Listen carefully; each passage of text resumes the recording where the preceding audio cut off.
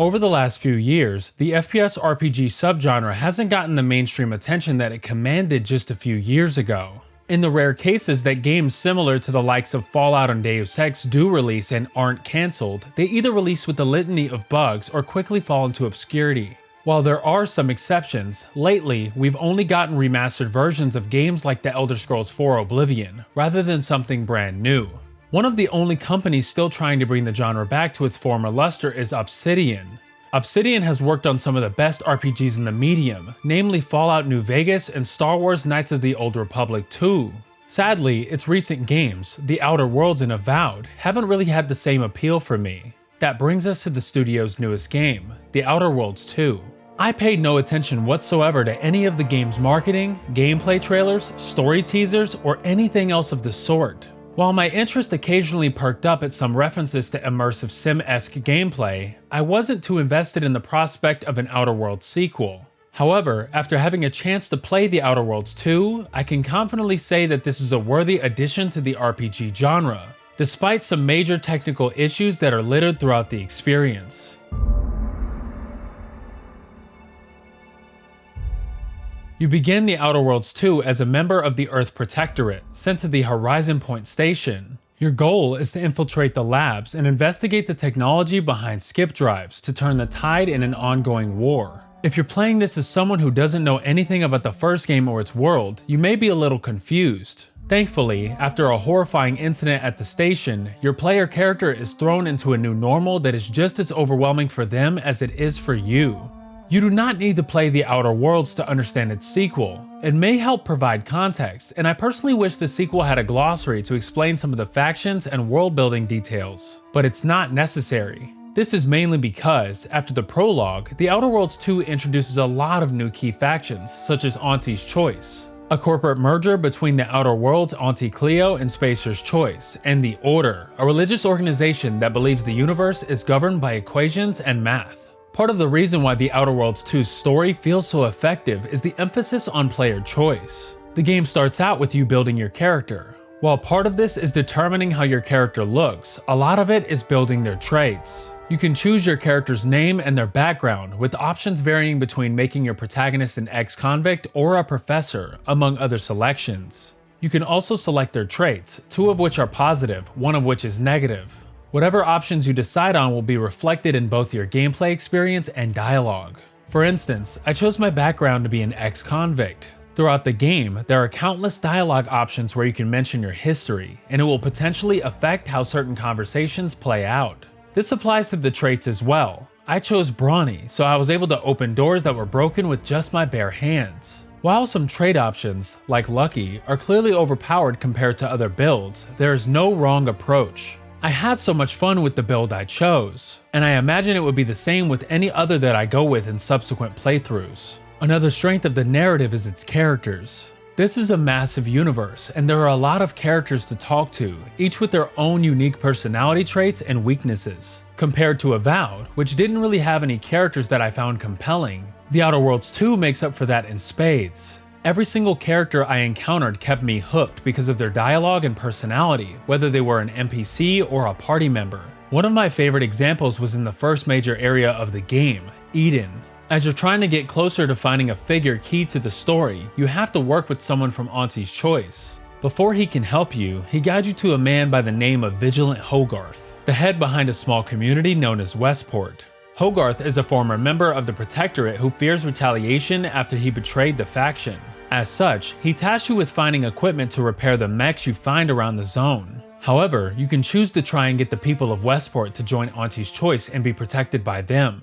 Sure, they might lose their autonomy, but they'd be paid for their work, given the proper resources, and more importantly, they'd be safe. There are pros and cons to each choice, but the best choice you can make is locked unless you've invested in the right perks and traits. It's a great way to build these characters while also rewarding you for your build. If you don't have the right build, there's always your next playthrough. Of course, you can't talk about an RPG like this without mentioning the companions. I really liked all of the companions in The Outer Worlds 2, and I especially liked that not every companion joins by default. Some of the companions you encounter are completely missable, and I even missed one that I never found for the whole game. I also appreciate how the characters don't fit into traditional stereotypes, such as one being more tech-based, one having a dark past, and one being the more level-headed soldier. Each character you encounter has a darkness in them, and they're by no means perfect humans. Easily, my favorite companion in the entire game is Aza. She's a borderline psychotic member of a cult known as the Glorious Dawn, which is religiously devoted to the rifts formed as a result of malfunctioning skip drives. She is constantly bringing up violence in every situation, even in situations where violence is the worst possible option.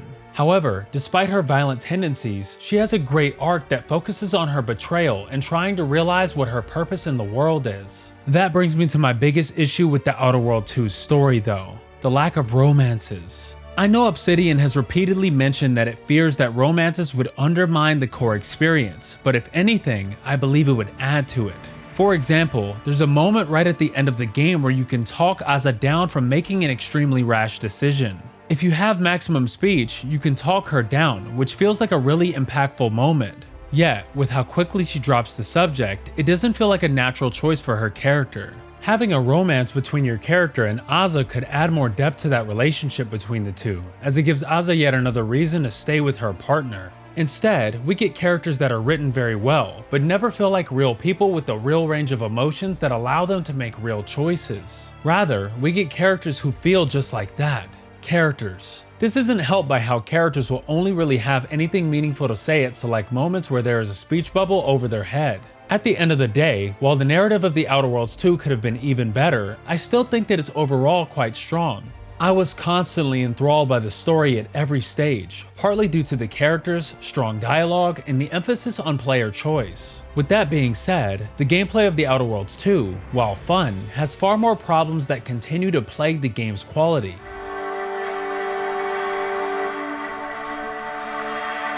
The gameplay and presentation of The Outer Worlds 2 are a mixed bag. While there are some moments where both excel, there are just as many instances where either the gameplay or visuals are hindered by some fairly egregious bugs. Starting with the presentation, the game actually looked far better than I expected it to. I was playing The Outer Worlds 2 on an Xbox Series S, and I fully expected it to look as rough as other games I played on the system. For the most part though, there are a lot of sections where it looks absolutely beautiful. I especially really like some of the planets that are fully taken over by corporations and consumerism, where bright lights and technology run abound. These are in stark contrast to planets where the Order is in power, which has a far greater emphasis on the marriage between nature and science. On the subject of the Xbox Series S, there were still some key problems with the game's visuals that could either be attributed to The Outer Worlds 2 itself or the console. For example, there are a lot of pop-ins and textures that take a while to load in. Similarly, there are numerous instances of loading screens that pop up at inopportune times, and some odd visual glitches that also appear. In particular, there were two moments that required me to restart the game or find another solution. For one, there's a situation where I paused during gameplay, and for some reason, the pause text continued to appear while walking around. There was also one time where I walked towards the main ship, where you travel from location to location, and the screen faded to black as if there was a cutscene. I thought this would be because of an ambush, because I wasn't able to travel back to the ship. Instead, I was able to walk around on the black screen and walk back to the ship as if nothing had happened. These situations and other similar circumstances, unfortunately, deterred me from any enjoyment I found in the presentation. As for the gameplay of The Outer Worlds 2, this too is filled with high highs and low lows. For starters, I really enjoy the actual moment-to-moment combat. Whether you choose to focus on melee combat, stealth combat, or gunplay, each style has merit and enjoyment that can be found. You can also completely switch which style you choose to invest in. Personally, I started the game hoping to focus on stealth, but halfway through, I swapped to a gunplay build, and I was never punished for my choice. Going back to player choice and the emphasis on unique builds, you're constantly rewarded and incentivized for whatever you choose to do throughout the gameplay. My personal rule in any RPG is to always go for a speech build, because I really like my characters to be able to solve problems with words rather than violence. This turned out to be an extremely gratifying choice, as most conflicts can be easily solved through negotiation rather than a gunfight. Yet, it never felt overpowered, because in some situations, I wasn't properly equipped, so I had to resort to improvisation. My favorite example of this came through another task from Auntie's Choice, this time one where I had to break up a strike. You're tasked with breaking up the strike and getting the workers to go back to their jobs by any means necessary. At first, I wanted to negotiate and try to get the head of the facility to see reason. However, I didn't have the right traits for it. I tried to do the same with the strikers, but I had the same problem. So, I figured I should try and kill the facility's head in secret, thinking that would break the strike. Not only did it break the strike, but the facility had a new leader, and Auntie's Choice representatives applauded me for a job well done. This doesn't even take into consideration some of the other exciting mechanics for you to chew on. There is crafting, upgradable companions, hacking, and lockpicking, all of which can be used to varying success depending on your build. The feature I liked the most, despite the fact that I didn't use it much, was the use of negative traits. During gameplay, you will eventually get a notification telling you that a negative trait has been discovered in your playstyle. For instance, if you spend a lot at shops, you can get a negative trait which makes it so that most of your money is inaccessible, but it grows through interest. These are optional, but it is yet another example of the game continuing to emphasize player choice. Like with the performance though, the gameplay of The Outer Worlds 2 still has some key issues that can be attributed to several bugs and glitches. There are quite a few moments where my game would crash, 2 of which happened in the same section, and 1 of which crashed my entire Xbox. There was also a moment where I killed a character key to the plot just to see what would happen, yet the end of the game treated the character as if they were alive and well. This was an annoying glitch, which slightly hindered the emphasis on player choice. That frustration only continued with some of the game's mechanics. Mainly, navigation and exploration are a true pain. A lot of times, a waypoint will show up on your screen, but the path to get to said waypoint is quite obtuse. I found myself flailing around trying to find my destination, and it didn't help that the map was extremely useless. Even finding key items in areas is a pain, as it feels like looking for a needle in a haystack as you search for the right document or item, which led me to comb through the same area over and over again. As a whole, while there were several key points where I really enjoyed the gameplay of The Outer Worlds 2, that joy would quickly come crashing down due to glitches and mechanical issues. This dilemma is what makes The Outer Worlds 2 such a hard game to evaluate.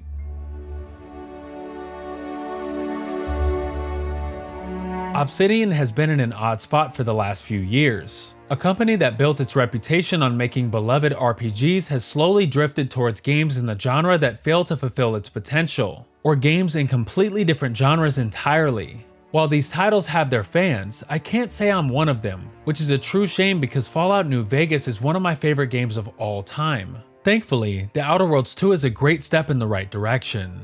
The game does a fantastic job of taking old RPG mechanics and bringing them to the modern day. Player choice and customization dominate everything, making each playthrough completely different from one another. Further, the dialogue, story, and characters are great, though I do wish that romances were added in, as some of the NPC interactions feel more gamey than natural. Sadly, there are quite a few major problems that hinder the overall experience of The Outer Worlds 2. These can be attributed to poor hardware in the form of the Xbox Series S, technical bugs and glitches which cause crashes and texture issues, and problems with the game's mechanics that lead to frustrating exploration. These problems cascade upon one another, making for a game that is just as fun as it is annoying to play. It's a great RPG, and is probably one of my favorite games from both Xbox Game Studios and Obsidian in a very long time. However, I would say you may be better off waiting for a lot of the bugs to be fixed before buying it. Even still, I am so glad to see the RPG genre making a comeback and Obsidian slowly returning to its former glory. Final Weapon is giving The Outer Worlds 2 a 3.5 out of 5 stars. Xbox Game Studios and Obsidian Entertainment provided an Xbox Series X and S copy of The Outer Worlds 2 for review purposes.